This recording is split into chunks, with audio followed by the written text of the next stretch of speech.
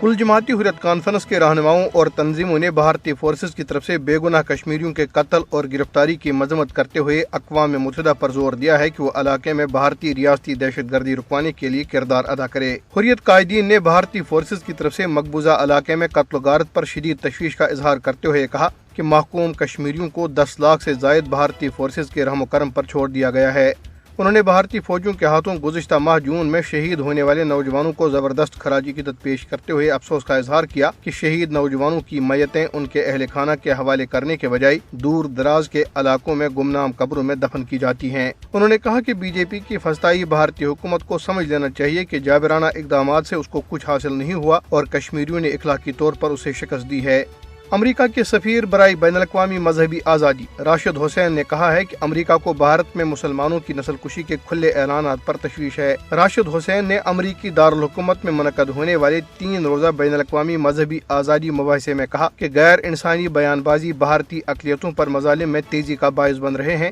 جس سے امریکہ کے لیے ایک چیلنج پیدا ہو رہا ہے۔ انہوں نے بھارت میں مذہبی آزادی امریکہ کے لیے چیلنجز کے عنوان سے ایک مباحثے میں حصہ لیتے ہوئے کہا کہ ہم نے بھارت میں مسلمانوں کی نسل کشی کے کھلے عام اعلانات سنے، مسلمانوں کے گھروں کو مسمار ہوتے دیکھا۔ انہوں نے کہا کہ US ہالوکاسٹ میوزیم نے دنیا میں بڑے پیمانے پر ہلاکتوں کے خطرے میں بھارت کو دوسرے نمبر پر رکھا ہے۔ راشد حسین نے کہا کہ بھارت میں کھلے عام کی جانے والی بیان بازی اس حد تک غیر انسانی ہے کہ ایک وزیر نے مسلمانوں کو دیمک قرار دیا۔ حسین نے شہریت ترمیمی قانون کا بھی حوالہ دیا جو بھارتی پارلیمنٹ نے 2019 میں منظور کیا۔ انہوں نے کہا کہ امریکہ بھارت میں کئی مذہبی برادروں کے بارے میں فکر مند ہے اور ہمیں تمام لوگوں کے حقوق کو محفوظ بنانا ہوگا۔ پاکستان کے دارالحکومت اسلام آباد میں مقبوضہ جموں کشمیر میں G20 کانفرنس کے انعقاد کے بھارتی مقاصد اور قیادت کی ذمہ داریاں کے عنوان سے ایک ویبنار کا انعقاد کیا گیا۔ ویبنار سے خطاب کرتے ہوئے مقررین نے کہا کہ جموں کشمیر بین الاقوامی سطح پر تسلیم شدہ ایک متنازع خطہ ہے، لہذا مودی کی فسطائی بھارتی حکومت کو علاقے میں G20 کانفرنس کی میزبانی کا کوئی حق نہیں ہے۔ واشنگٹن کے نیشنل پریس کلب کی صدر